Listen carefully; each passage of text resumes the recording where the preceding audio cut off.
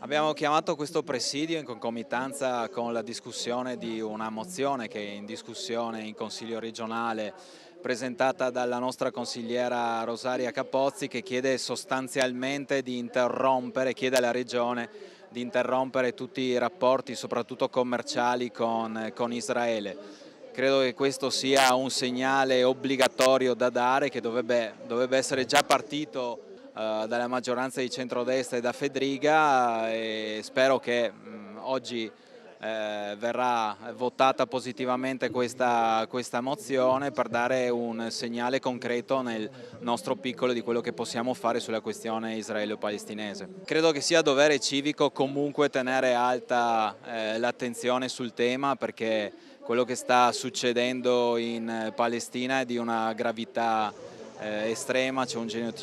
genocidio in corso, e credo che compito civile di tutti sia fare quello che possiamo fare da qua e soprattutto tenere alta l'attenzione sul tema. Personalmente mi attendevo un riscontro maggiore, devo essere sincero, però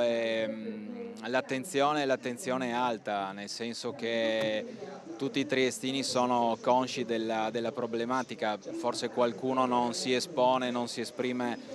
più di tanto, ma credo che sia, appunto, come dicevo prima, un dovere civico farlo, ecco.